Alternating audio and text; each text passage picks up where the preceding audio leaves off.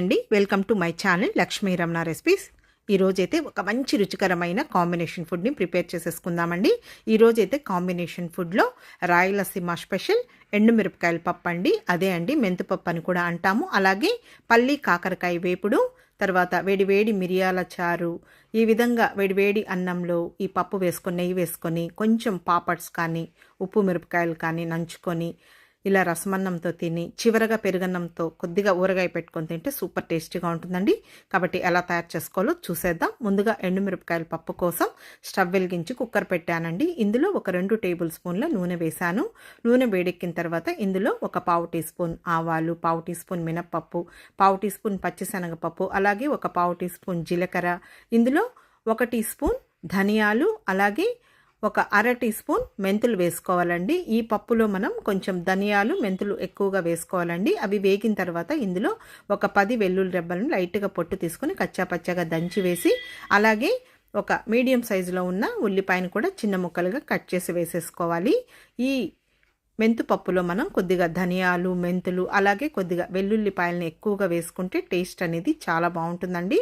ఇప్పుడు ఒక 2 నిమిషాలు ఫ్రై చేసుకున్న తర్వాత ఇప్పుడు ఇందులో ఒక 8 ఎండుమిరపకాయల్ని తుంచి వేసేసుకోవాలండి. ఈ విధంగా మనం డైరెక్ట్గా వేయకుండా ఈ పప్పులో ఇలా తుంచి వేసామంటే ఆ విత్తనాలు కూడా వేగి పప్పు అనేది కమ్మగా ఉంటుందండి. ఇంకా హై ఫ్లేమ్ పెట్టకుండా మీడియం ఫ్లేమ్లో 1 నిమిషం ఇలా కలుపుకుంటూ ఈ ఎండుమిరపకాయల్ని మంచి కలర్ వచ్చే వరకు ఫ్రై చేసేసుకోవాలండి. ఇప్పుడు ఇందులో ఒక మీడియం సైజ్ కప్పు కందిపప్పు వేసేసుకోవాలి. అలాగే ఇప్పుడు పప్పు వేసేటప్పుడు కొద్దిగా ఫ్రెష్గా ఉన్న కరివేపాకు కూడా వేసుకుంటే టేస్ట్ అనేది చాలా బాగుంటుందండి. ఈ పప్పుకైతే నేను కందిపప్పుని కడగనండి, అలాగే డైరెక్ట్గా వేసేస్తాను. మీకు కావాలంటే ఒకసారి కడిగి కూడా వేసేసుకోవచ్చండి. ఇప్పుడు మీడియం ఫ్లేమ్లో ఇలా కలుపుకుంటూ ఈ కందిపప్పుని మంచి దోరగా కమ్మటి వాసన వచ్చే వరకు ఫ్రై చేసేసుకోవాలి. ఫస్ట్ టైం మనం ఉల్లిపాయలు, వెల్లుల్లి వేసినప్పుడు ఎండుమిరపకాయలు వేయకూడదండి. అవి వేగిన తర్వాత మళ్ళీ ఎండుమిరపకాయలు వేసుకోవాలి. అన్నీ ఒకేసారి వేసామంటే ఒకటి వేగుతుంది, ఒకటి వేగదండి. ఇప్పుడు కందిపప్పు బాగా వేగిన తర్వాత ఇందులో ఒక 1/2 టీ స్పూన్ పసుపు పొడి వేసానండి. జస్ట్ అలా లైట్గా కలిపిన తర్వాత ఇందులో 2 మీడియం సైజులో ఉన్న టమాటోల్ని కొద్దిగా చిన్న ముక్కలుగా కట్ చేసి వేయాలండి. మనకు ఈ కందిపప్పు అదంతా వేగిన తర్వాత చివరగా టమాటో వేసి జస్ట్ లైట్గా 1 నిమిషం ఫ్రై చేసేసుకుంటే సరిపోతుందండి. టమాటో ఎక్కువసేపు వేగాల్సిన అవసరం లేదండి. ఇప్పుడు ఇందులో ఆల్రెడీ మనం టమాటోలు వేసాము. కొద్దిగా చింతపండుని కడిగి వేసేసుకొని ఇప్పుడు ఇందులో ఒక 2 మీడియం సైజులో ఉన్న గ్లాస్ నీళ్లు వేసానండి.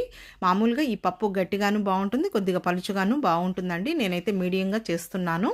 ఇప్పుడు ఇందులో రుచికి సరిపడా రాళ్ళుప్పు కూడా వేసేసానండి. జస్ట్ ఇదంతా కూడా ఒకసారి కలిపేసేసి కుక్కర్కి మూత పెట్టేసి మీడియం ఫ్లేమ్లో ఒక 4-5 విజిల్స్ రావాలండి. ఎందుకంటే మనం చింతపండు, ఉప్పు కూడా వేసేసాం కాబట్టి ఇంకా అది తీసి ఇంకొక పొయ్యి పైన పెట్టేశానండి. ఇంకా మిరియాల చారు కోసం నేను చిన్న నిమ్మకాయ చింతపండుని తీసేసుకొని దాన్ని ఒకసారి శుభ్రంగా కడిగేసేసానండి. ఇప్పుడు ఇందులో ఒక 2 గ్లాసుల నీళ్లు వేసేసాను. ఇంకా ఇందులో ఉప్పు కూడా వేసేసి మూత పెట్టేసి ఒక 10 నిమిషాలు పక్కన పెట్టేసి మనకు ఆ చింతపండు నానిపోతుందండి. ఈ లోపల ఇక్కడ కాకరకాయ వేపుడు కోసం నేను ఒక 1/2 కేజీ కాకరకాయలు తీసేసుకున్నానండి. వాటిని శుభ్రంగా కడిగేశాను, పైన చెక్కు తీయలేదండి. చూడండి ఈ విధంగా రౌండ్గా కట్ చేసేసానండి. మరీ పలుచగా కాకుండా మరీ మందంగా కాకుండా మీడియంగా ముక్కలుగా కట్ చేసి పక్కన పెట్టేశాను. ఇప్పుడు ముందుగా స్టవ్ వెలిగించుకొని ప్యాన్ పెట్టేశానండి. ఇందులో ఒక 3 టేబుల్ స్పూన్ల నూనె వేశాను. నూనె వేడెక్కిన తర్వాత ఇందులో కొద్దిగా పల్లీలు కూడా వేసుకుంటే బాగుంటుందండి. ఒక 3 టేబుల్ స్పూన్ల పల్లీలు వేసానండి. అంటే కాకరకాయ వేపుని కూడా నేను చాలా డిఫరెంట్ స్టైల్లో చేస్తూ ఉంటాను. ఇంకా ఈరోజు అయితే కొద్దిగా పల్లీలు కూడా వేసి చేస్తున్నానండి. ఇంకా ఆ పల్లీలని మీడియం ఫ్లేమ్లో కలుపుకుంటూ హై ఫ్లేమ్ పెట్టకుండా మంచి కలర్ వచ్చే వరకు ఫ్రై చేసేసుకొని ఇంకా అవి తీసి పక్కన పెట్టేశానండి. ఇంకా ఇదే నూనెలో ఈ కాకరకాయ ముక్కలు ఉన్నాయి కదా అండి, వాటిని ఒక 2 సార్లుగా ఫ్రై చేసేసుకొని మళ్ళీ వేపుడు చేస్తానండి. మామూలుగా మనకు కాకరకాయ వేపుడు చేయడానికి టైం అనేది ఎక్కువ పడుతుంది, అలాగే ఆయిల్ కూడా ఎక్కువగానే పడుతుందండి. సో అందుకని నేను ఈ విధంగా ప్రిపేర్ చేస్తానండి. అవి వేగే లోపల ఇక్కడ మిరియాల చారు కోసం ఒక మిక్సీ జార్ తీసేసుకున్నానండి. ఇంకా 1 టీ స్పూన్ జీలకర్ర, 1 టీ స్పూన్ మిరియాలు, 1/2 టీ స్పూన్ ధనియాలు వేశాను. కొద్దిగా మిక్సీ పట్టిన తర్వాత ఇందులో మెయిన్ అండి వెల్లుల్లి రెబ్బలండి రసానికి ఒక 12 వెల్లుల్లి రెబ్బను లైట్గా పొట్టు తీసి కొద్దిగా వేసి గ్రైండ్ చేసి పక్కన పెట్టేశానండి. ఇంకా అదే మిక్సీ జార్లో 2 మీడియం సైజులో ఉన్న టమాటోలు, కొద్దిగా కరివేపాకు వేసి జస్ట్ గ్రైండ్ చేసి పక్కన పెట్టేశానండి. చూడండి, ఈ లోపల ఈ కాకరకాయ ముక్కలు వేగిపోయాయి అన్నమాట. ఇంకా అదే నూనెలో ఆ మిగిలిన కాకరకాయ ముక్కలను కూడా ఫ్రై చేసేసుకోవాలి. ఇంకా వేగే లోపల ఇంకా ఈ చింతపండు కూడా నానిపోయిందండి. ఇప్పుడు ఈ చింతపండుని ఇలా మ్యాష్ చేసేసుకోవాలి. ఈ పిప్పిని తీసి పక్కన పెట్టేసుకొని ఇంకా కొద్దిగా నీళ్లు వేసి మనం రసానికి సరిపడా పులుపు చూసుకొని వేసుకోవాలండి. ఇంకా ఆ మిక్సీ పట్టిన టమాటో కరివేపాకు ఉంది కదా, అది వేసాను. అలాగే ఆ జీలకర్ర మిరియాల పొడి కొద్దిగా వేసానండి. మళ్ళీ పోపులో ఫ్రై చేస్తాను. ఇంకా అది కూడా వేసి కలిపేశాను. ఇంకా చింతపండు పిప్పిలో కొద్దిగా నీళ్లు వేసి అందులో వేసానండి.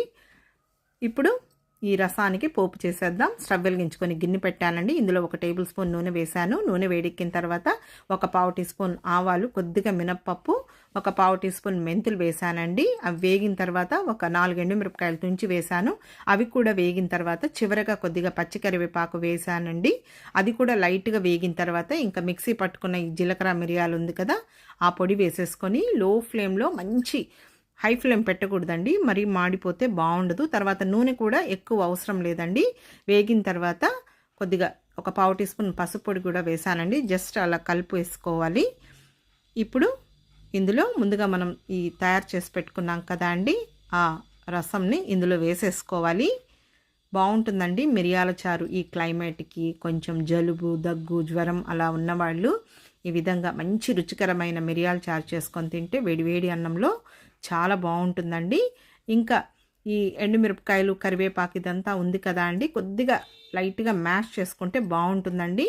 ఇంకా నేను పులుపుకు సరిపడా నీళ్లు వేసేసాను. తర్వాత ఇంకొద్దిగా రాళ్ళు అవసరమైందండి, అది కూడా వేసాను. జస్ట్ ఒకసారి కలిపేసేసాను. కొద్దిగా కొత్తిమీర కూడా చాప్ చేసి వేసేసానండి. ఇదంతా కూడా ఒకసారి కలిపేసేసుకొని ఇప్పుడు మూత పెట్టేసుకొని మీడియం ఫ్లేమ్లో బుడగలు మాత్రం రావాలండి. ఈ రసం తెల్లకూడదు. తర్వాత ఈ లోపల ఈ పప్పు కూడా విజిల్స్ వచ్చాయండి. నేను స్టవ్ ఆఫ్ చేసి పక్కన పెట్టేశాను. చూడండి, పప్పు అనేది కరెక్ట్గా ఉడికిపోయిందండి. ఇప్పుడు ఒకసారి అంతా కలిపేసేసుకోవాలి. పప్పు కూడా మరీ మెత్తగా పిసురుగా ఉడికిన టేస్ట్ బాగుండదండి. ఆల్రెడీ ఇందులో నేను చింతపండు, ఉప్పు కూడా వేసేసాను కాబట్టి ఇంకా మనకు కరెక్ట్గా ఉడికిపోయిందండి. జస్ట్ ఒకసారి అలా స్టవ్ వెలిగించుకొని వేడి పెట్టేశానండి. ఎందుకంటే పప్పు కొద్దిగా చల్లారిపోతే కరెక్ట్గా మెదగదు కాబట్టి జస్ట్ వేడైన తర్వాత ఇంకా పప్పు గుత్తి తీసేసుకొని ఆ ఎండుమిరపకాయలు, చింతపండు అదంతా కూడా మ్యాష్ చేసేసానండి. ఇప్పుడు మనకు పప్పు అయితే రెడీ అయిపోయిందండి. చివరిగా ఇందులో కొద్దిగా కొత్తిమీర వేసేసాను. అంతే అండి, రాయలసీమ స్పెషల్ మంచి రుచికరమైన మెంతిపప్పు కూడా రెడీ అయిపోయింది. మూత పెట్టేసి పక్కన పెట్టేశానండి. ఈ లోపల చూడండి, ఈ మిరియాల చారు కూడా ఈ విధంగా మనం బుడగలు వచ్చేటప్పుడు స్టవ్ ఆఫ్ చేసేసుకోవాలండి. ఈ చారుని నేను తెల్లనివ్వనండి. అలసందుల రసం, ఉలవల రసం అలాంటివైతే, పప్పు చారు అలాంటివైతే కొంచెం తెల్లబెడతానండి. జస్ట్ బుడగలు వస్తేనే మనకు స్టవ్ ఆఫ్ చేసేసుకుంటే సరిపోతుందండి. అంతే అండి, మిరియాల చారు కూడా రెడీ అయిపోయింది. ఈ లోపల చూడండి, ఈ కాకరకాయ ముక్కలు కూడా రెండోసారి వేసినవి వేగిపోయాయి. తీసి పక్కన పెట్టేశానండి. ఇప్పుడు ఇందులో ఇంకొక 2 టేబుల్ స్పూన్ల నూనె వేసానండి. తర్వాత ఇంకా పోపు దినుసులండి, మినపప్పు, ఆవాలు, పచ్చిశనగపప్పు అన్నీ 1/4 టీ స్పూన్ చొప్పున వేసానండి. జీలకర్ర అవన్నీ వేగిన తర్వాత ఒక 2 ఎండుమిరపకాయలు తుంచి వేసాను. అవి కూడా వేగిన తర్వాత ఒక మీడియం సైజులో ఉన్న ఉల్లిపాయని చిన్న ముక్కలుగా కట్ చేసి వేసేసి కొద్దిగా కరివేపాకు కూడా వేసేసానండి. జస్ట్ ఈ ఉల్లిపాయ ముక్కలు ఒక 2 నిమిషాలు ఫ్రై చేసేసుకోవాలి. మళ్ళీ కాకరకాయలతో పాటు కొద్దిగా వేగుతాయండి, ముందే ఎక్కువసేపు ఫ్రై చేసుకోకూడదు. ఇప్పుడు ఇందులో ముందుగా వేయించి పెట్టుకున్న ఆ కాకరకాయ ముక్కలు వేసాను. అలాగే 1/4 టీ స్పూన్ పసుపు పొడి వేసానండి. ఇప్పుడు ఇందులో కొద్దిగా సాల్ట్ వేసాను. మళ్ళీ చివరగా కూడా కారం పొడి వేసిన తర్వాత ఇంకొద్దిగా వేస్తానండి. ఇంకా ఈ ఉల్లిపాయలతో పాటు ఇంకొక 2 నిమిషాలు కలుపుకుంటూ మీడియం ఫ్లేమ్లో ఈ కాకరకాయ ముక్కల్ని ఫ్రై చేసేసుకోవాలి. మామూలుగా డీప్ ఫ్రై చేసుకొని కూడా మనం కాకరకాయ ఫ్రై చేసుకోవచ్చండి, కానీ ఆ ఆయిల్ మళ్ళీ మనకు వేస్ట్ అయిపోతుంది కాబట్టి ఇలా కొద్దిగా ఆయిల్ వేసుకొని 2 సార్లు ఫ్రై చేసుకొని వేపుడు చేసుకుంటే మనం తక్కువ నూనెతో క్విక్గా చేసేసుకోవచ్చు. ఇప్పుడు ఇందులో ఒక 10 వెల్లుల్లి రెబ్బలను లైట్గా పొట్టు తీసి కచ్చాపచ్చాగా దంచి వేసి జస్ట్ ఆ వెల్లుల్లి వేసిన తర్వాత 1 నిమిషం ఫ్రై చేసేసుకోవాలి. ఇప్పుడు ఇందులో ముందుగా వేయించి పెట్టుకున్న ఈ పల్లీలు వేసానండి.